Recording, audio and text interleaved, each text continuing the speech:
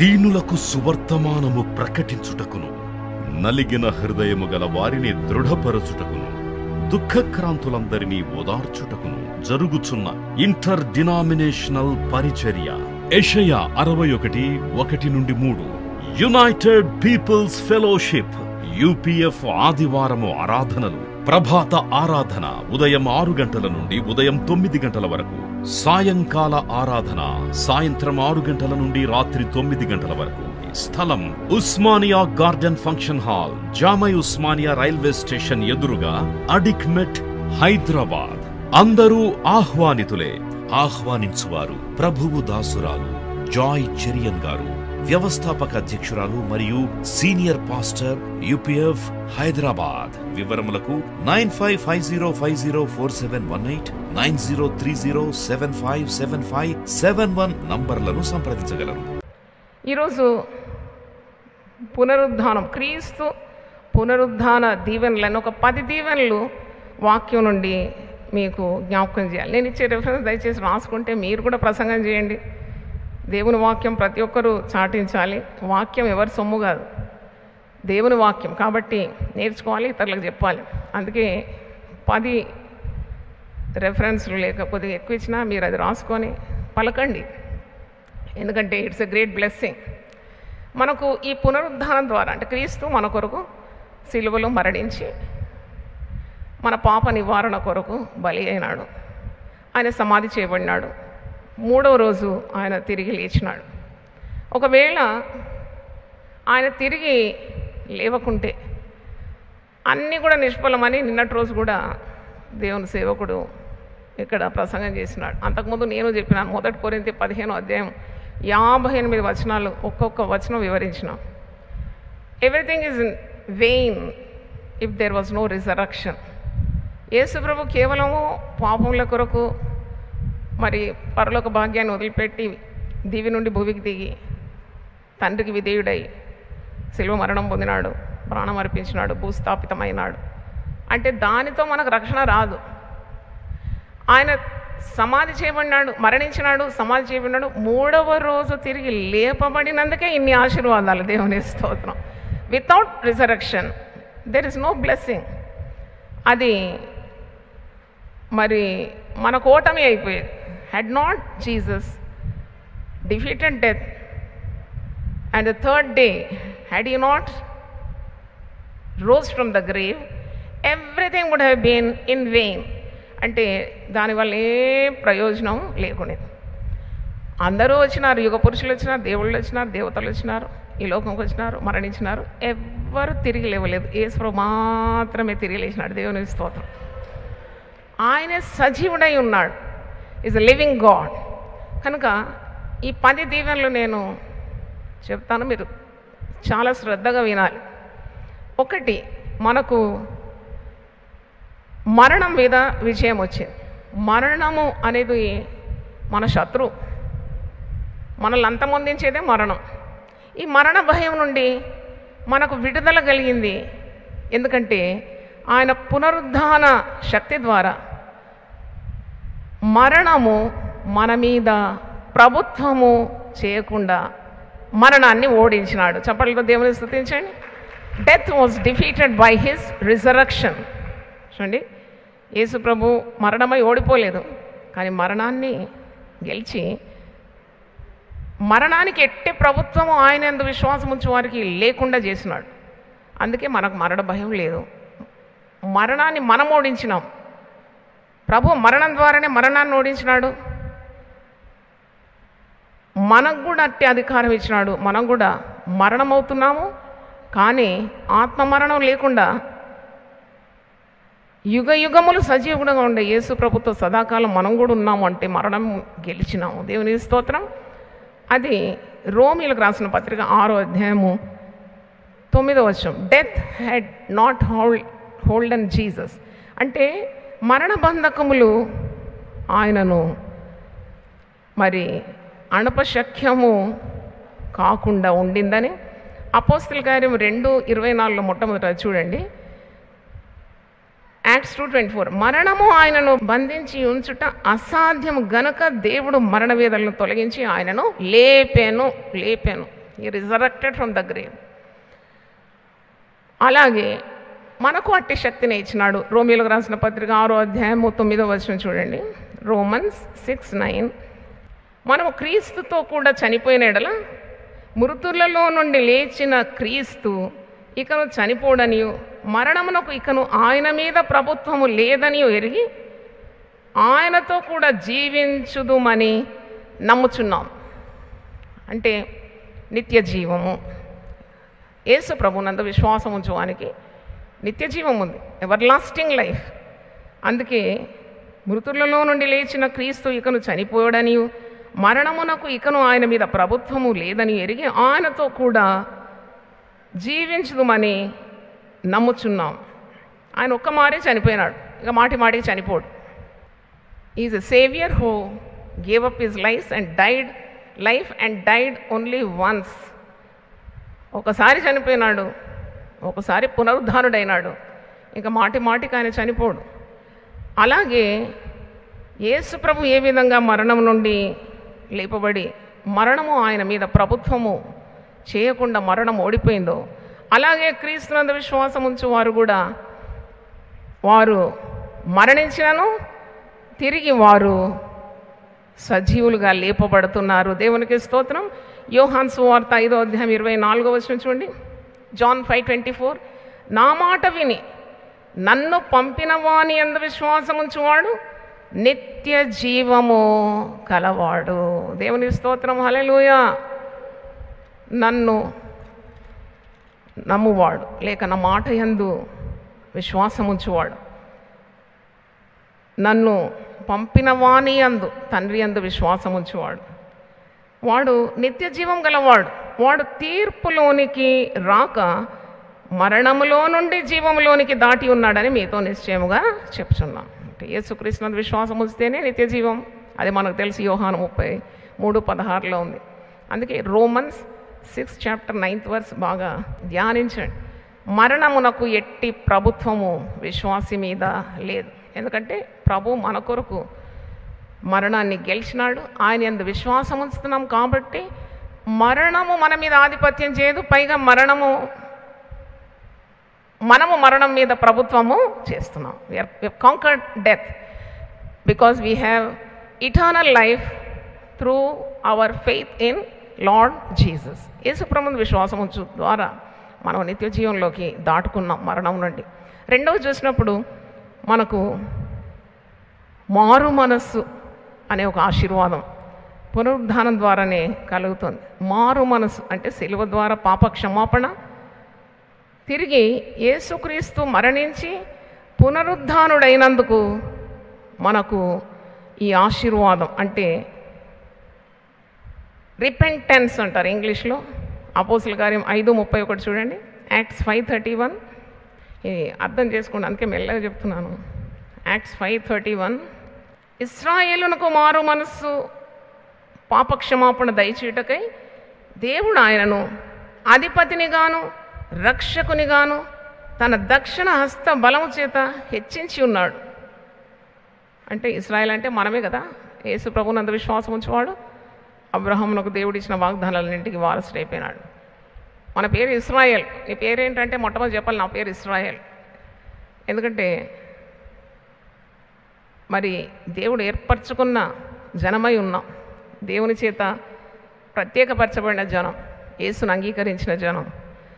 మరి ఇశ్రాయేల్కు మారు మనసును పాపక్షమాపణ దయచేయుటకై దేవుడు ఆయన అధిపతిగాను రక్షకును అని. He was lifted up from the grave as a prince and as a saviour.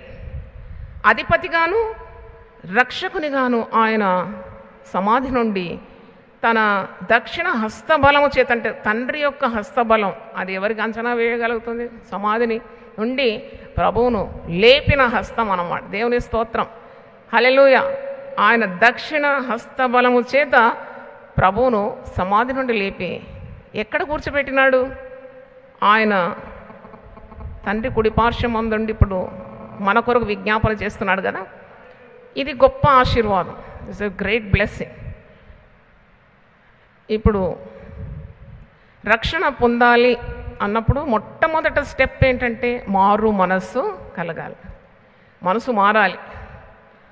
ఆ మారు మనసు కలగజేయడానికే యేసు ప్రభువును సమాధి నుండి తండ్రి తన హస్త బలం చేత మృతులలో నుండి లేపినాడు. రక్షణ ఎలా కలుగుతుంది? అది రోమీయులకు రాసిన పత్రిక 10వ అధ్యాయం 9వ వచనంలో ఉంది.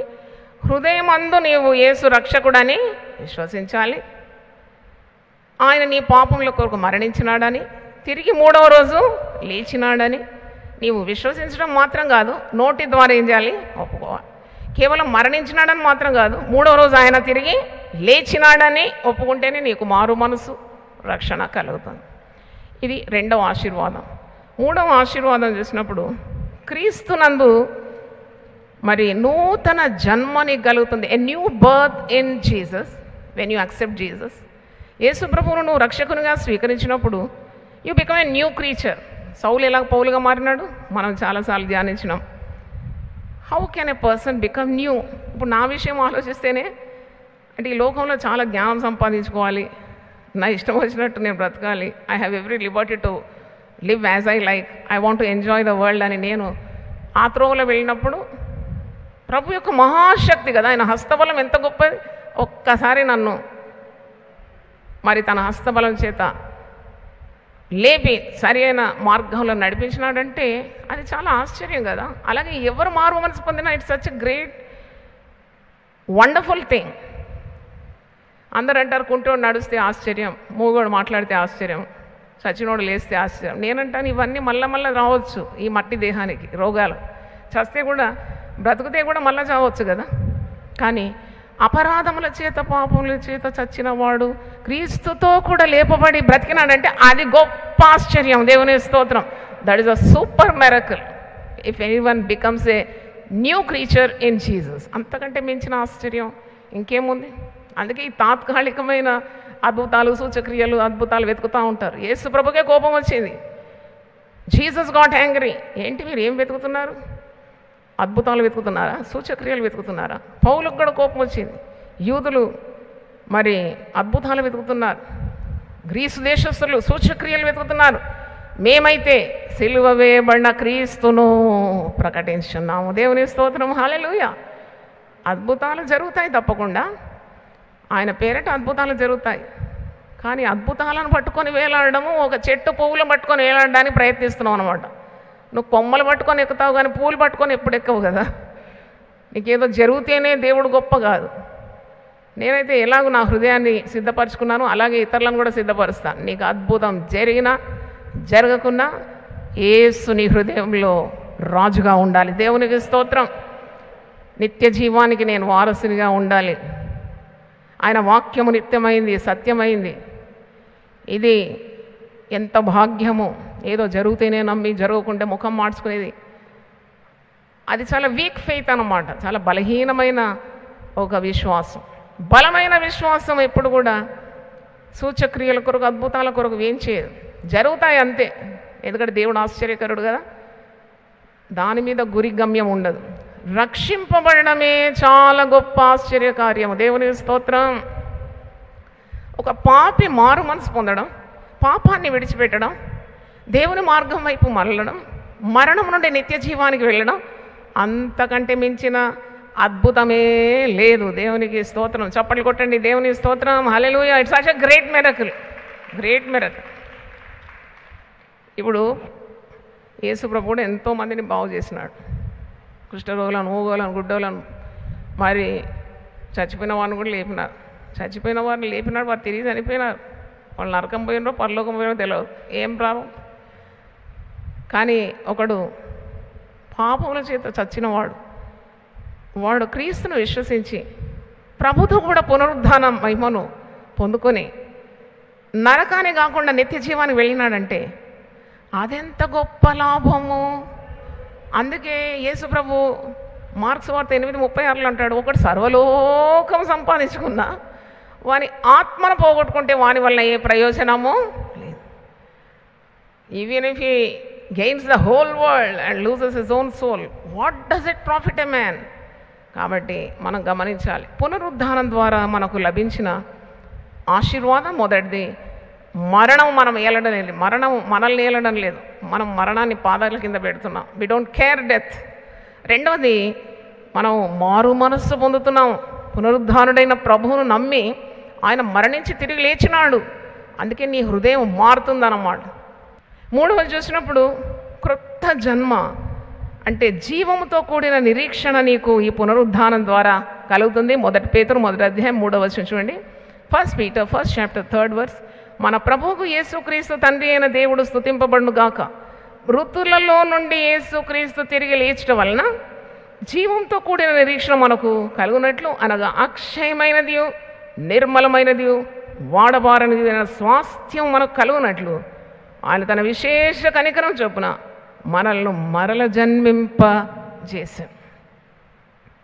తిరిగి జన్మించడం అంటే ఏంటంటే నికోదేముకు అర్థమే కాలేదు. ప్రభు, నేను ఎట్లా తిరిగి జన్మించాలి, తిరిగి నా తల్లి కడుపులో వెళ్ళి మళ్ళీ జన్మించాలా అని అడుగుతున్నాడు. అలా కాదు, నీవు పాపముల నిమిత్తము పశ్చాత్తాపంతో మరి మారు మనసు పొంది యేసు ప్రభు నీ పాపముల కొరకు మరణించి 3వ రోజు తిరిగి లేచినాడని నీవు హృదయమందు విశ్వసించి నోటి ద్వారా ఒప్పుకోవడం ద్వారా నీవు రక్షింపబడుతున్నావు. ఒక క్రొత్త జన్మ, నూతన సృష్టి, సెకండ్ బర్త్ అంటారు కదా. సెకండ్ బర్త్, చాలామంది విశ్వాసులు 2 బర్త్డేస్ రాసుకుంటారు బైబిల్లో. అక్షరార్థమైన జన్మం, నూతన జన్మం పొందిన రోజు కూడా రాసుకుంటారు, న్యూ బర్త్ సెలబ్రేట్ కూడా చేస్తారు. నేను రక్షింపబడిన దినమమ్మ ఇది కనుక. మూడవది నూతన జన్మ. 4వది చూసినప్పుడు పాప క్షమాపణ. పునరుద్ధానం యొక్క 4వ ఆశీర్వాదం ఫర్గివ్నెస్ ఆఫ్ సిన్స్. అంటే క్రీస్తు లేపబడకుంటే మన విశ్వాసం వ్యర్థమని, మనం ఇంకా మన పాపంలోనే ఉండదుమని పౌలు భక్తుడు చెప్పినాడు కదా. 1 కొరింథీ 15వ అధ్యాయము 17వ వచనంలో ఉంది. If Christ has not been risen, your faith is worthless and you are still in your own sins. నిన్న కూడా విన్నాం. అంటే క్రీస్తు పునరుద్ధానము మనుషులకు పాప విముక్తి మరి రక్షించు శక్తిని ఇస్తుందని రుజువు అన్నమాట. అంటే ఒక పాపిని, చచ్చిన పాపి అంటే పాపముల చేత చచ్చిపోయినాడు, అపరాధముల చేత పాపముల చేత చచ్చిపోయిన వ్యక్తిని పునరుద్ధాన మహిమ ద్వారా అట్టి మనిషిని పాప విముక్తి దయచేసి క్రీస్తుతో కూడా బ్రతికిస్తున్నాడంటే పాప క్షమాపణ జరిగిందని అర్థం, ఫర్గివ్నెస్ ఆఫ్ సిన్స్. ఇది 4వ ఆశీర్వాదం. ఇది కేవలము యేసు ప్రభు మన కొరకు సిలువలో మరణించి తిరిగి 3వ రోజు పునరుద్ధానుడైనాడు కాబట్టి మనకు పాప క్షమాపణ కలిగింది. లేకుంటే మన పాపంలోనే మనం చచ్చిపోయేది. We would have died in our sins. There would not have been any remission for our sins. There would not have been any forgiveness for our sins. అంటే పునరుద్ధానంలో నీవు పొందుకున్న ఆశీర్వాదాలను ధ్యానిస్తూ ఉన్నావు. 4వది చూసినప్పుడు మనకు ఆశీర్వాదం ఏంటంటే పరిశుద్ధాత్మ శక్తిని, తండ్రి అయిన దేవుడు వాగ్దానం చేసిన శక్తిని యేసుక్రీస్తు పునరుద్ధానం ద్వారానే మనము పరిశుద్ధాత్మ బలాన్ని పొందుకున్నాం. దానికి చాలా గొప్ప రెఫరెన్స్లు ఇవన్నీ ఉన్నాయి, కానీ మీకు క్లుప్తంగా 10 కార్యాలు తొందరలో గుర్తు చేస్తున్నాను. అపోస్తుల కార్యం 2వ అధ్యాయము చూడండి. Come to acts. అపోస్తుల కార్యం 2వ అధ్యాయము 32-33. అపోస్తుల కార్యం 2వ అధ్యాయం 32-33. ఈ యేసును దేవుడు లేపెను, దీనికి మేమందరము సాక్షులం అని ఎవరంటున్నారు? యేసుక్రీస్తు శిష్యులు అపోస్తులుగా మారిన తర్వాత దే వర్ లివింగ్ విట్నెసెస్. వాళ్ళు సజీవ సాక్షులు కదా. అందుకే మీరు అపోస్తలుల కార్యములు అంటే the works of the apostles. అపోస్తుల కార్యం అంటారు. ఏంటో తెలుసా మీకు? అపోస్తలుల ద్వారా దేవుడు జరిగించిన కార్యములు. హల్లెలూయా. The acts that were done through the power of the Holy Spirit, through the disciples who turned the world upside down, they were called apostles. వారు సజీవ సాక్షులు. మనం చూడక నమ్ముతున్నాం, వారు చూచినారు. అందుకంటున్నారు మేము దానికి సాక్షులం, వీఆర్ విట్నెసెస్. మరి ఈ యేసు దేవుడు లేపాను. అపోస్తుల కార్యం 2:32-33. యేసును దేవుడు లేపాను, దీనికి మేమందరము సాక్షులం. కాగా ఆయన దేవుని కుడిపార్శ్వమునకు హెచ్చింపబడి పరిశుద్ధాత్మను గూర్చిన వాగ్దానమును తండ్రి వలన పొంది మీరు వినుచున్న దీనిని కుమ్మరించి ఉన్నాడు. దేవునికి స్తోత్రం, హల్లెలూయా. నన్ను అడిగితే మీరు ఏదైనా దేవుని దగ్గర అడగాలంటే మీరు పరిశుద్ధాత్మ శక్తిని అడగండి.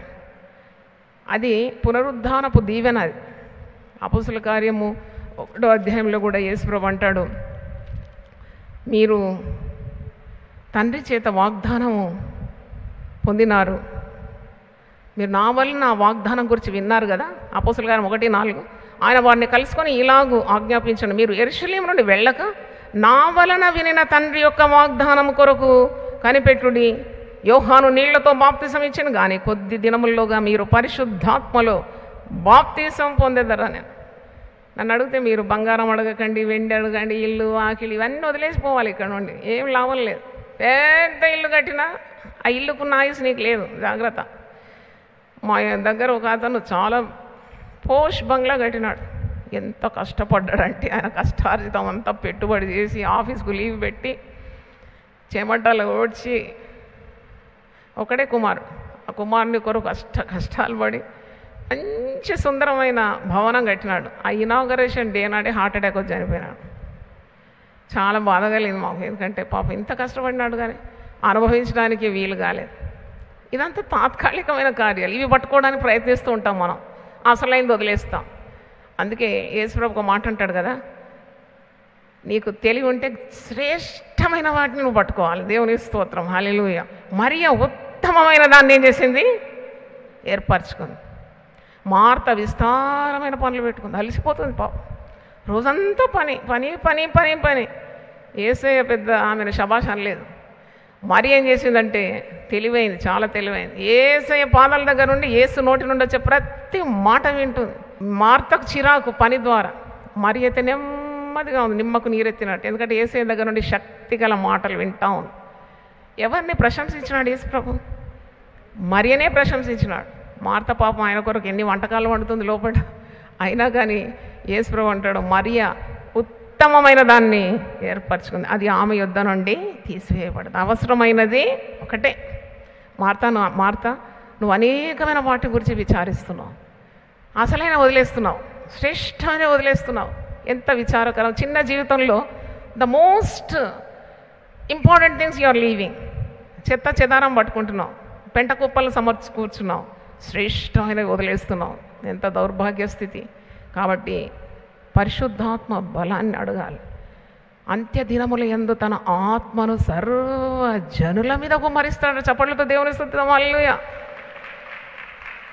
పాత నిబంధనలు ప్రవక్తలకు ఇచ్చినాడు, అది 2 పాళ్ళు 7 పాళ్ళు ఇచ్చినాడు. క్రొత్త నిబంధనలు సర్వ జనుల మీద, పాత నిబంధనలో వాగ్దానం చేసిన ఆత్మను సర్వ జనుల మీద ఇస్తాడు. అడుగువాడు అడుగు ప్రతివానికి ఇవ్వబడినట్టు పరిశుద్ధాత్మ. మీరు అనుకుంటారు కొంతమందిని ఏర్పాటు చేసి వారిని ఆత్మతో నింపుతాడని. కాదు. ఈ లోకరీతిగా ఉన్న తండ్రి తన పిల్లలు చేపని అడిగితే పామునిస్తాడా?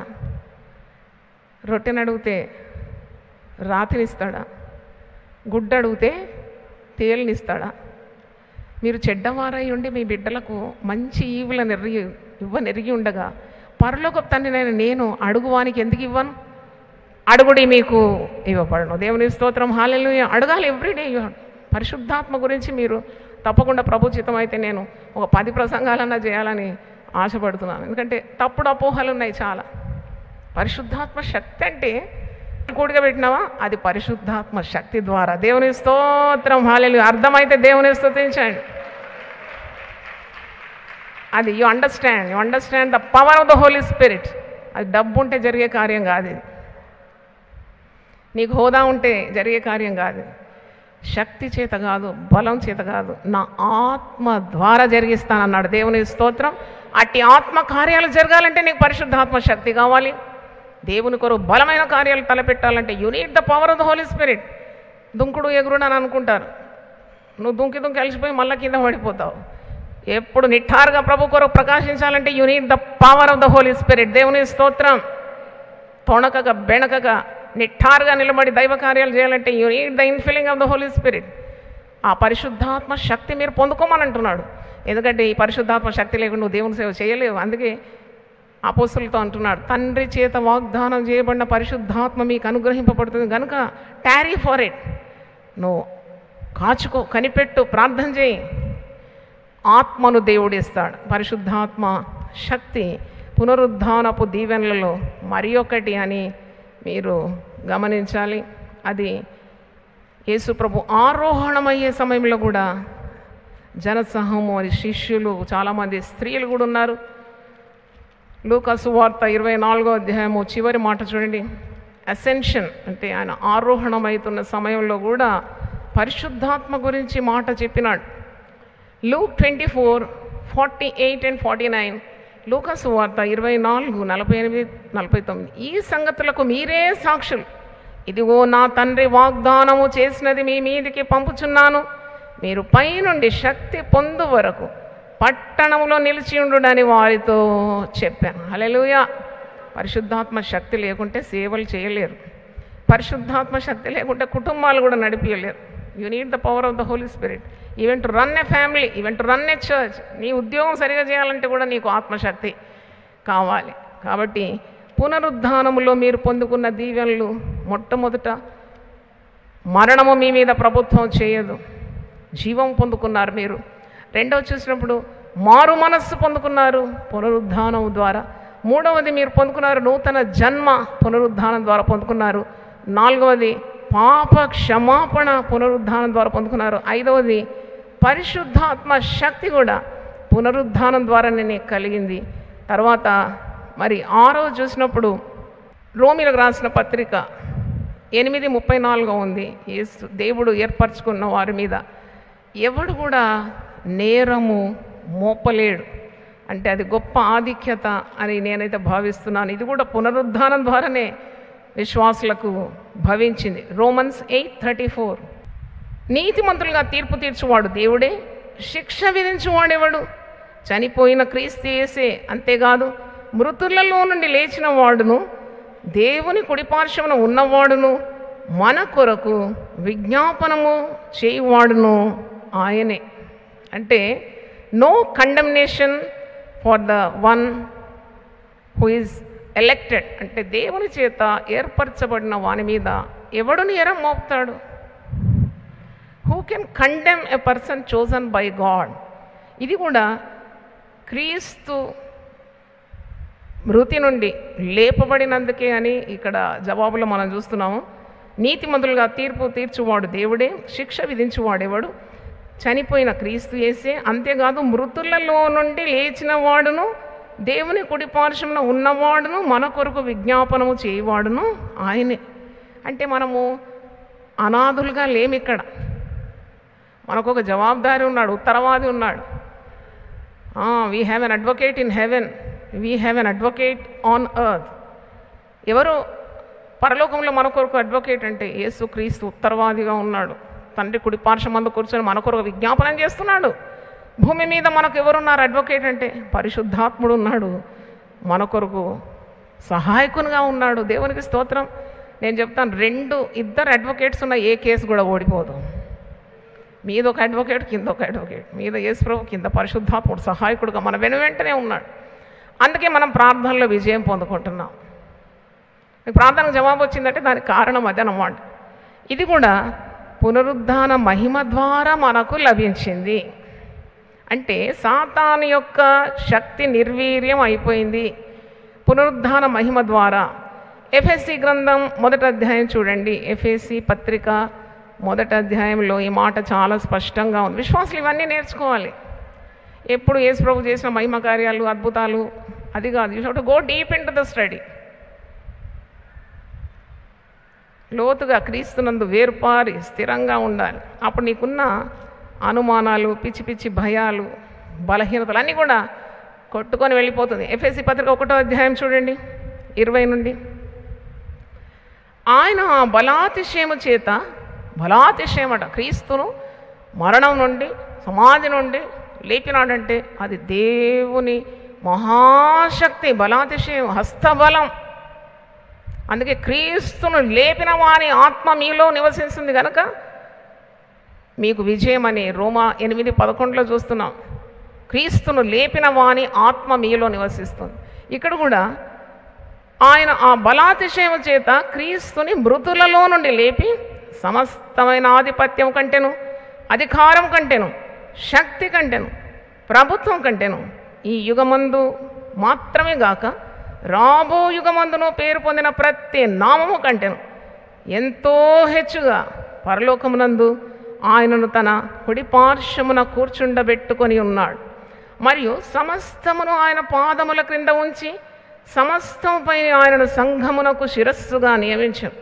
ఆ సంఘము ఆయన శరీరము సమస్తమును పూర్తిగా నింపుచున్న వాని సంపూర్ణతయై ఉన్నది. ఇది ఇంకో పెద్ద ప్రసంగం, అర్థం చేసుకోవాలి. అంటే all power belongs to Jesus, every authority is under his feet. అంటే అన్ని నాముల కంటే ఉన్నతమైన నామం. యేసుప్రభు అసలు ఏం చేస్తున్నాడు ఇప్పుడు అని మీకు అనుమానం ఉంటే స్పష్టత చేస్తుంది వాక్యం. ఆయన తండ్రి కుడిపార్శ్వమందు ఉన్నాడు. ఆరోహణమైన తర్వాత యేసుప్రభు ఎక్కడ ఉన్నాడు? యేసు క్రీస్తు తండ్రి కుడిపార్శ్వమందు ఉండి నీ కొరకు నా కొరకు ఏం చేస్తున్నాడు? నిరంతరము విజ్ఞాపన చేస్తున్నాడు. అందుకే మనం నశించిపోవడం లేదు. మన మీద దేవుని కనికరం ఎలాగొస్తుంది? యేసు ప్రభు మన కొరకు విజ్ఞాపన చేస్తున్నాడు. లేకుంటే మనం చేసే కార్యాలకు భస్మమైపోతాం. మనం ఆయన సన్నిధిలో నిలబడడానికి కూడా యోగ్యత లేనివారు. నిరంతరము ఆయన మన కొరకు విజ్ఞాపన చేస్తున్నాడు. అన్నిటి మీద ఆధిపత్యం గలవాడు. సంఘమునకు ఆయన శిరస్సుగా ఉన్నాడు. సమస్తాన్ని లోపరుచుకొని తన పాదముల క్రింద పెట్టినాడు. అందుకే యేసునందు విశ్వాసం ఉంచిన నీవు కూడా ఈ లోకంలో శక్తివంతంగా ఉన్నావు. పిరికిగా లేవు, బలహీనంగా లేవు. ప్రభు యొక్క మహాశక్తి నీలో వ్యాపించి ఉన్నది. దేవునికి స్తోత్రం. నీకు ఇతరులకు చాలా తేడా ఉంది కదా. నీకు అన్యులకు ఎంత తేడా ఉంది? ఎప్పుడన్నా కూర్చొని ఆ లెక్క రాయి. నువ్వేంటి, నీ ఇంటి పక్కన ఉన్న అన్యులు ఏంటి, నీ మార్గం ఏంటి, వారి మార్గం ఏంటి, నీకున్న శక్తి ఏంటి, వాళ్లకున్న భయాలేంటి. అప్పుడు నీకు నిజంగా యేసు ప్రభువులో చాలా గొప్ప విశ్వాసం వచ్చేసింది. దేవుని స్తోత్రం, హల్లెలూయా. నా యందు విశ్వాసం వచ్చేవాడు నాకంటే గొప్ప కార్యాలు చేస్తాడు. చాలా ఆశ్చర్యం అవుతుంది. కొందరు చేసే ఘన కార్యాలు ప్రభు పేరట చేస్తుంటే చాలా వింతగా అనిపిస్తుంది. How can they do it? Because the resurrection power of Jesus still exist in them. అంటే వాళ్ళ లోపల క్రీస్తును లేపిన వాని ఆత్మ నివసిస్తుంది. అందుకే వారు అన్ని కార్యాలలో విజయం పొందుతున్నారు. రోమీయులకు రాసిన పత్రిక 8వ అధ్యాయం 11వ వచనం మీరు కంఠపాఠంగా ఈ మాట నేర్చుకున్నారంటే నాకు అనిపిస్తుంది ప్రతి రోగం కూడా మీ పాదాల కిందనే ఉంటుంది.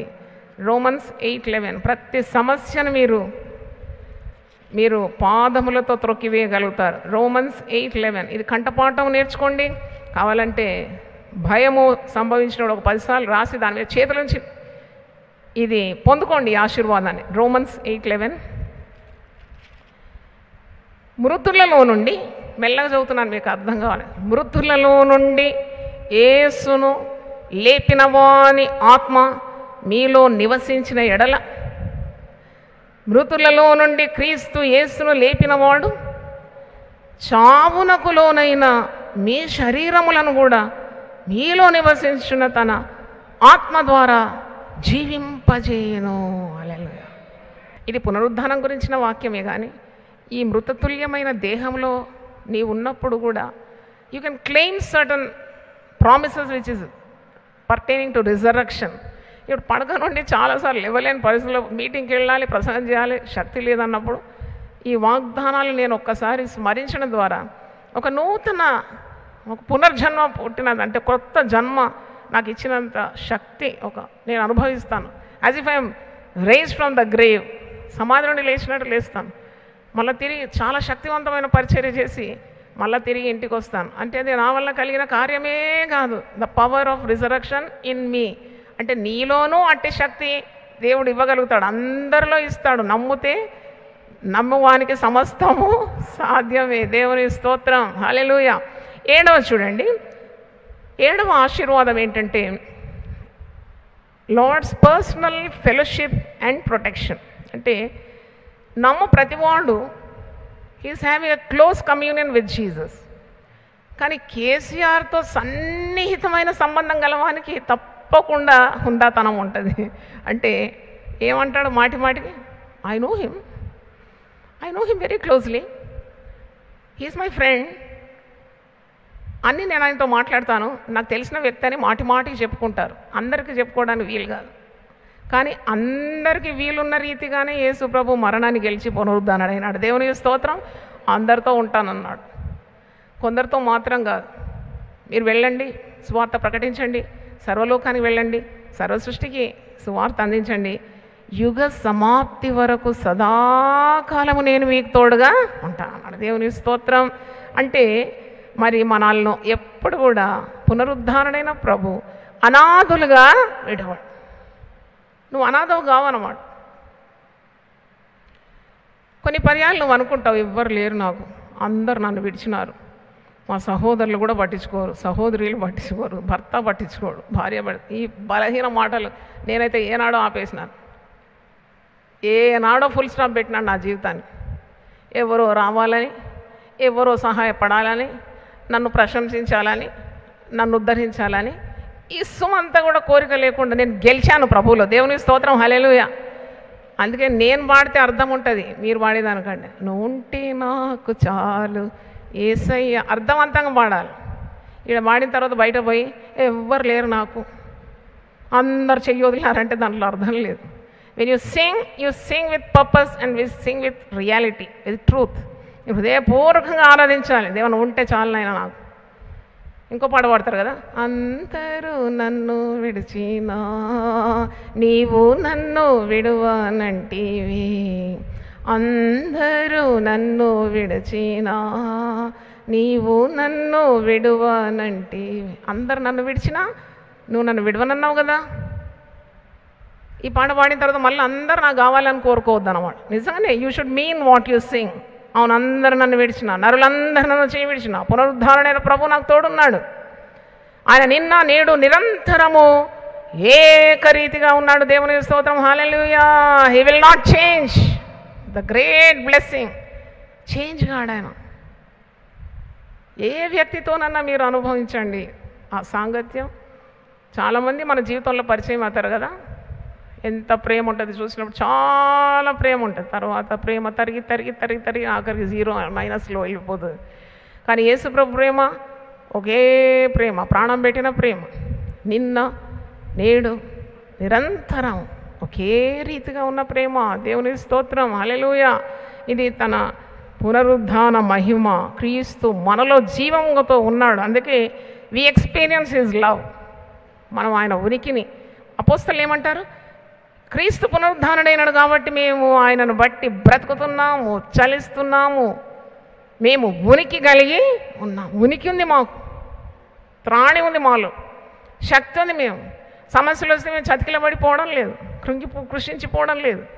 ప్రతి సమస్యకు నిఠారుగా నిలబడగలుగుతున్నాం. అంటే the resurrected power of Jesus which is in you, the Lord's personal fellowship and protection for you. మొత్తం 28-20 వచనంలో ఇది ఉంది. ఆయన సదా నీతోనే ఉన్నాడు. 8వ ఆశీర్వాదం చూడండి. ఆయన మరి పునరుద్ధాన శక్తి ద్వారానే నీకు తీర్పు జరగబోతుంది. అంటే there is going to be a judgement, the proof of coming judgement. నీకు తీర్పు ఉందా? ఉన్నది. మంచివారికి తీర్పు ఉన్నది, చెడువారికి కూడా తీర్పు ఉన్నది. తీర్పులో మంచివారు నిత్య రాజ్యంలోకి వెళ్ళిపోతున్నారు, చెడ్డవారు నరకపాత్రులైపోతున్నారు.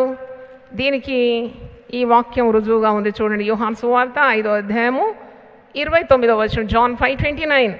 మేలు చేసిన వారు జీవ పునరుద్ధానమునకును, కీడు చేసిన వారు తీర్పు పునరుద్ధానమునకును బయటికి వచ్చేదారు. పునరుద్ధానములో తీర్పు ఉంటుంది, ఒకరికి నిత్య జీవం ఉంటుంది. వారు మేలు చేసినారు, ప్రభునందు విశ్వాసం వచ్చినారు, పవిత్రమైన జీవితాలు జీవించినారు, ప్రభు మాటకు లోబడినారు. They go to eternal kingdom. What about the people who have rejected Jesus? వారు కీడు చేసినారు, మేలు చేయలేదు, పాపం చేసినారు, పరిశుద్ధత పాటించలేదు, దేవుని మాటకు అవిధేయులు. వారు ఎక్కడికి వెళ్తారు? తీర్పు పునరుద్ధానమునకు బయటికి వస్తారు. వాళ్ళు కూడా పునరుద్ధానాలు అవుతారు. మనం అనుకున్న కొన్ని విశ్వాసులకే పునరుద్ధానం అని, అందరు పునరుద్ధాలు అవుతారు. ఒకరు నిత్య జీవానికి, మరి ఒకరు తీర్పుకు పునరుద్ధానాలు అవుతున్నారు. అందుకే 2 పునరుద్ధానాలు అక్కడ రాస్తుంది. ఒకటి జీవ పునరుద్ధానము, మరొకటి తీర్పు, పునరుద్ధానం. దీని గురించి 2 కొరింథీ 5వ అధ్యాయం 10వ వచనంలో ఉంది చూడండి. 2 Corinthians 5th chapter 10th verse. ఎందుకనగా తాను జరిగించిన క్రియల చొప్పున అవి మంచివైనను సరే చెడ్డవైనను సరే దేహముతో జరిగించిన వాటి ఫలమును ప్రతివాడును పొందునట్లు మనమందరమును క్రీస్తు న్యాయపీఠం ఎదుట ప్రత్యక్షం కావలేను. అవును, you are accountable for every deed that you have done. That is the proof of coming judgement. పునరుద్ధానము ద్వారా నీకు మరి ఈ 2 కార్యాలు కూడా జరగబోతుందని వాక్యంలో మనం చూస్తున్నాం. మరి ఒక రెఫరెన్స్ ఇస్తున్నాను, అపోస్తుల కార్యం 17:31 చూడండి. మీరు ధ్యానిస్తే ఇంకా మీకు దేవుడు అర్థం చేస్తాడు పరిశుద్ధాత్మ ద్వారా. యాక్ట్ 17:31. ఎందుకనగా తాను నియమించిన మనుషుని చేత నీతిని అనుసరించి భూలోకమునకు తీర్పు తీర్చబోయేడు ఒక దినమును నిర్ణయించి ఉన్నాడు. మృతులలో నుండి ఆయనను లేపినందున దీని నమ్ముటకు అందరికీ ఆధారము కలగజేసి ఉన్నాడు.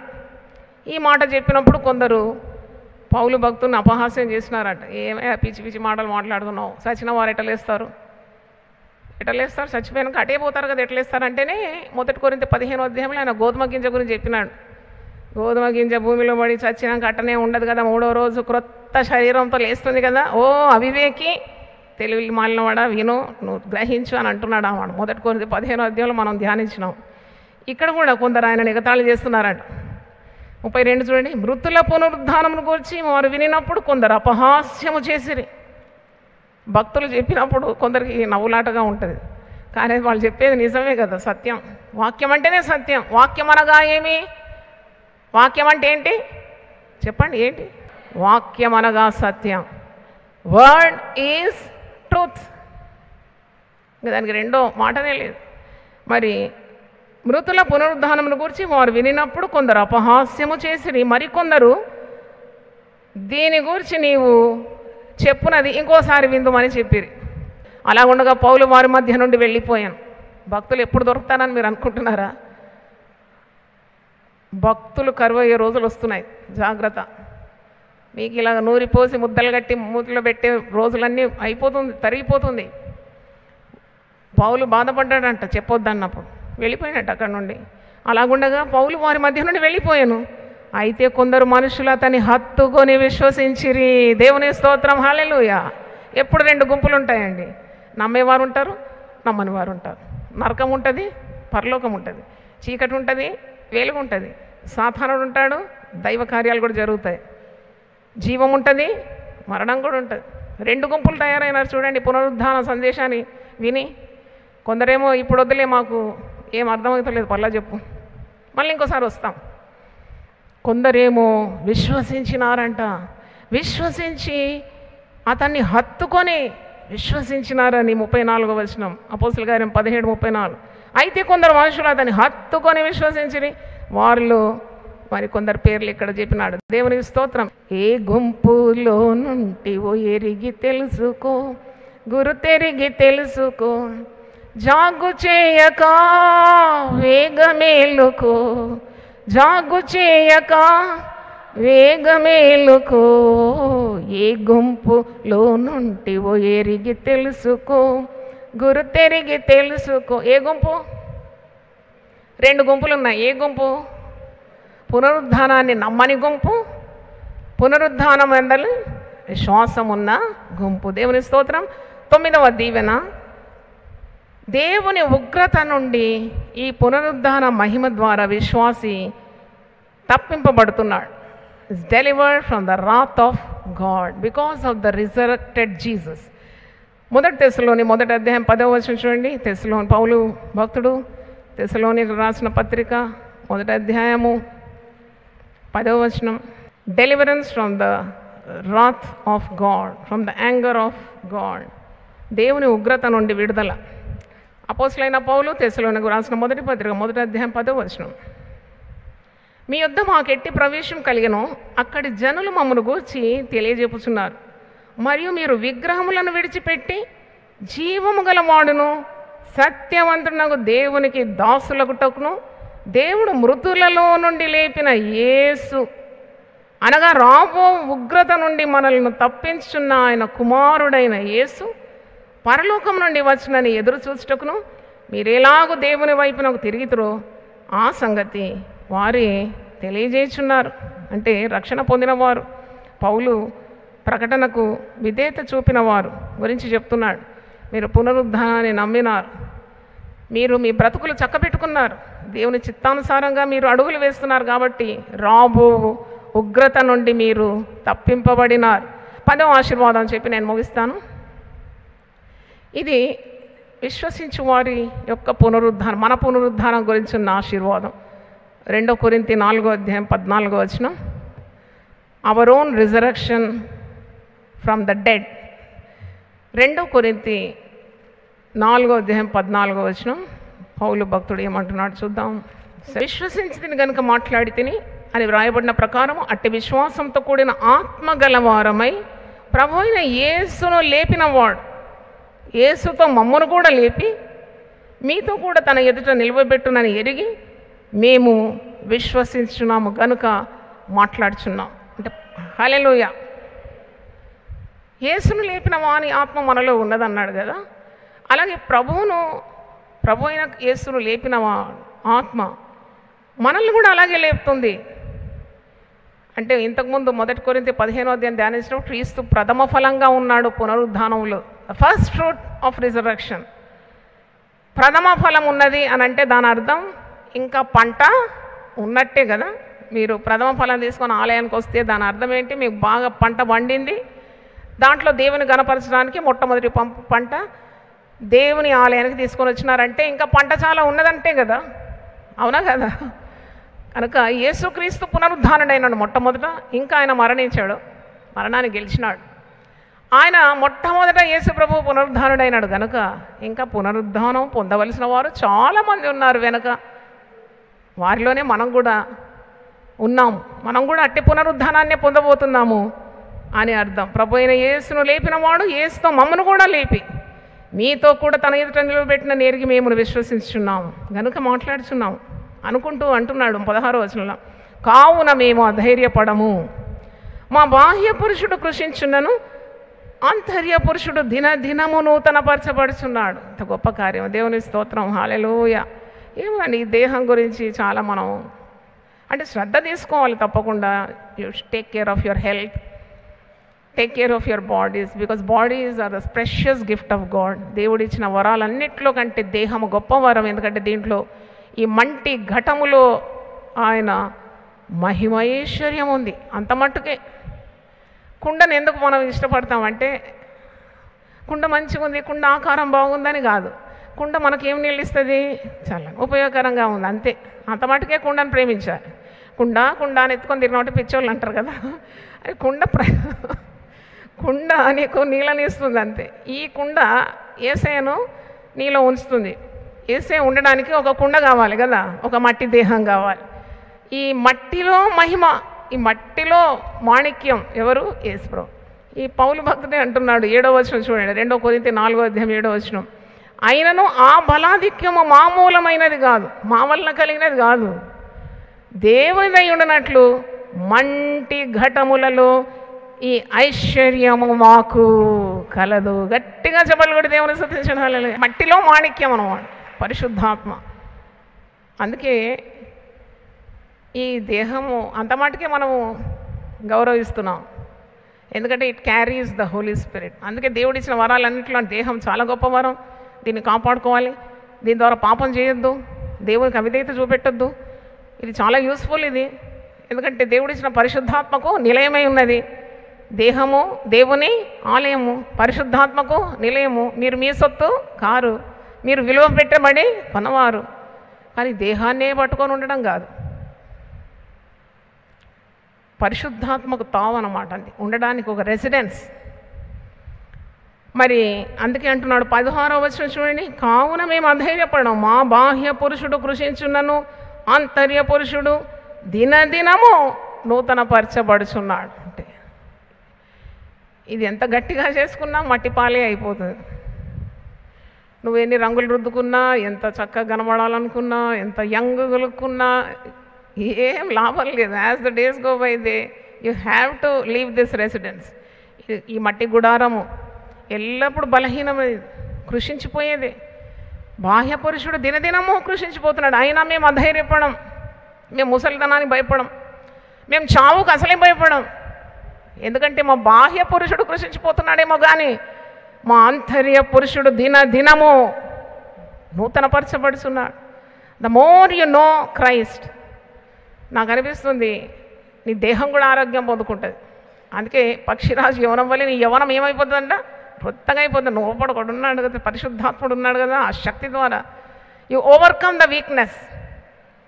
అయినా గ్యారంటీ లేదు, ఒకరోజు చావాల్సిందే. It is appointed for man to die once. ఒకరోజు వెళ్ళిపోవాలి. దినముల లెక్క సంపూర్తి చేసినప్పుడు you have to bid goodbye to this world and go to your eternal అబోర్డ్.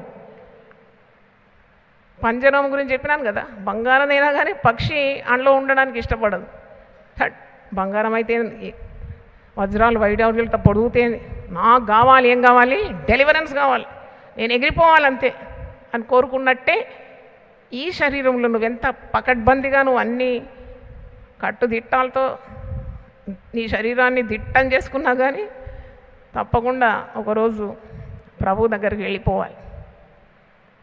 మన్నైనది మట్టిలోనికి వెళ్ళిపోతుంది, ఆత్మ దాన్ని అనుగ్రహించిన దేవుని యొద్దకు వెళ్ళిపోతుంది. దేవుని స్తోత్రం, హల్లెలూయా. అందుకే ఈ బాహ్య పురుషుడు నశించినప్పుడు చాలా టెన్షన్ అవసరం లేదు. విశ్వాసం ద్వారా రోగాన్ని గెలవాలి. దేవుడు నిర్ణయించిన దినాలన్నీ బ్రతకాలి. బ్రతికి కూడా ఏం చేయాలి, దేవుని రాజ్యము కట్టాలి. అదే కదా శాశ్వతమైంది. కాబట్టి మీరు చాలా క్విక్గా చెప్పాను, 10 అంశాలు చెప్పాను. అసలు ఒక్కొక్కటి ఒక్కొక్క ప్రసంగం. ఒకసారి పునరుద్ధాన 10 దీవెనలు చెప్తాను. మీరు 2 చేతులు ఎత్తి గట్టిగా దేవుని స్తుతించండి. పునరుద్ధాన శక్తి ద్వారా పునరుద్ధాన దీవెనలను చదువుతున్నాను. మొట్టమొదటి ఆశీర్వాదము, మరణము ఇక మీద మీ మీద ప్రభుత్వము చేయదు. మరణము ఇక మీద మీ మీద ప్రభుత్వము చేయదు. రెండవది, పునరుద్ధానం ద్వారా నీకు పశ్చాత్తాపము, మారు మనస్సు కలుగుతున్నది. హల్లెలూయా. పునరుద్ధానం ద్వారా నీకు కొత్త జన్మను దేవుడు అనుగ్రహిస్తున్నాడు. హల్లెలూయా. పునరుద్ధానం ద్వారా నీకు పాప క్షమాపణ కలుగుతుంది. హల్లెలూయా. ఐదవది, పునరుద్ధానం ద్వారా తండ్రి చేసిన వాగ్దానం చేసిన పరిశుద్ధాత్మ శక్తి నీ మీదకి వస్తుంది. హల్లెలూయా. ఆరవది, నీవు యేసులో ఉన్నావు, యేసును విశ్వసిస్తున్నావు కాబట్టి క్రీస్తునందున్న వారికి ఏ శిక్షావిధి లేదు. క్రీస్తు ఏర్పరచుకున్న వారి మీద నేరము మోపువాడు ఎవడు లేడు. అంటే సాతానుకు నీ మీద ఎట్టి అధికారము లేదు. ఏడవ చూసినప్పుడు యేసు ప్రభు పునరుద్ధానుడైనాడు కాబట్టి ఆత్మరూపిగా మనతో సదాకాలం ఉన్నాడు. దేవునికి స్తోత్రం. క్షణమైనా నిన్ను విడిచిపెట్టాడు. అందుకొరకు దేవుని స్తుతించు. హల్లెలూయా.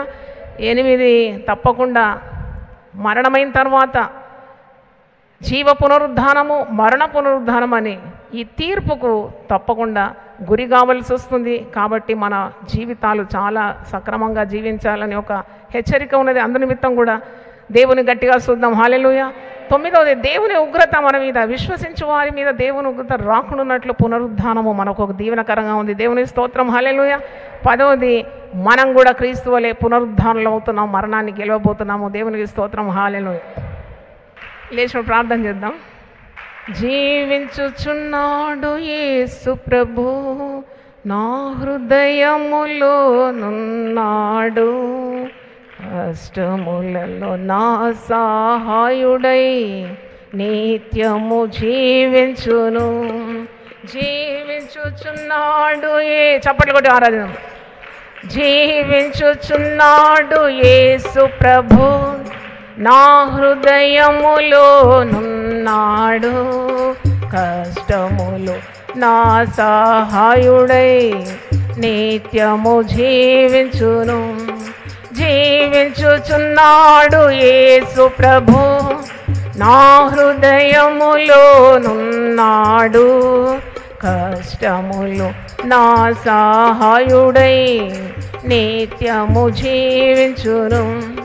మాటచే సాగరము పాయలైపోయి, కోట గోడలు కూలి మట్టమైనవి, గుడ్డివాడు దృష్టి పొంది ప్రభు మాటచే కుష్ఠరోగి శుద్ధుడాయి ప్రభు ముట్టగా, మాటచే సాగరము పాయలైపోయే, కోట గోడలు కూలి మట్టమైనవి.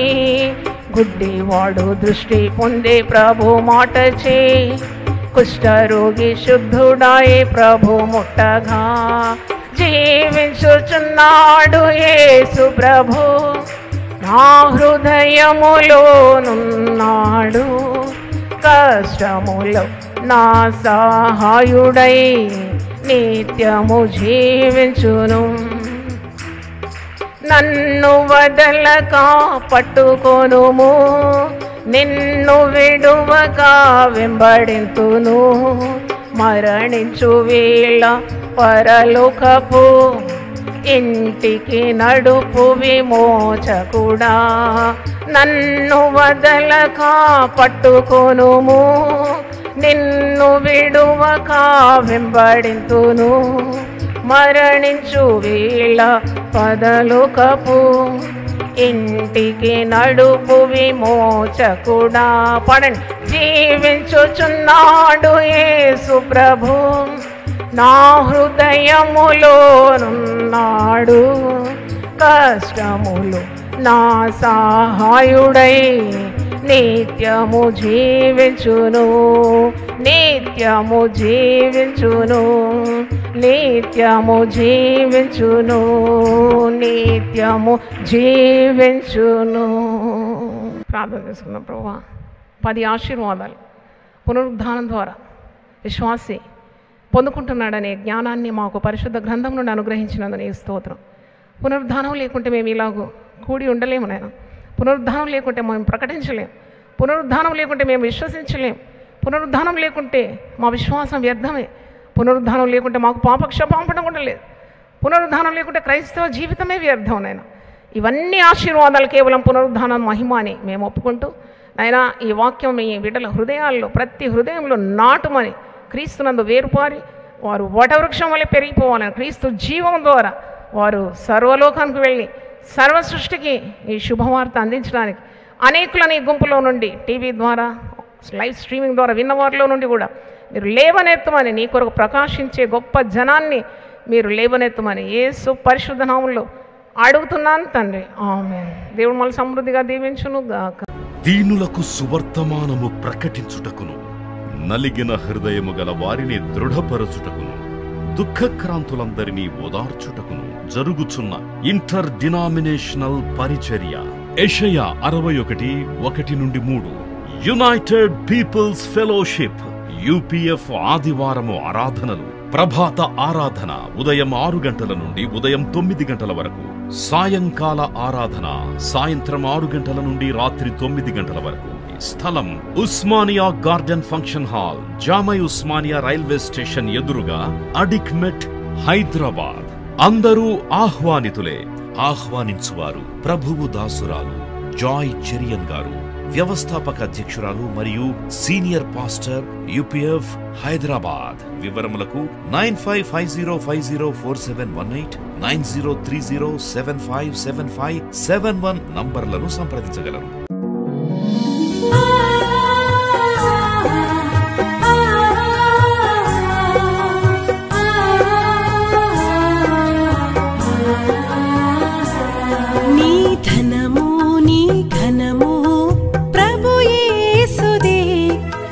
దశమా భాగమునీయ వెనుదీతువా. నీ ధనము నీ ఘనము ప్రభు యేసుదే, నీ దశమా భాగమునీయ వెనుదీతువా. ధరలోన ధనధాన్యములనీయగా కరుణించి కాపాడి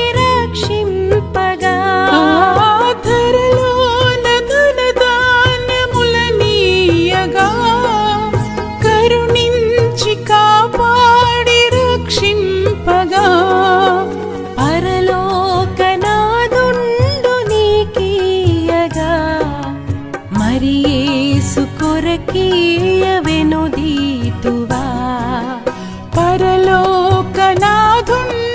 నీకీయగా మరి యేసు కొరకి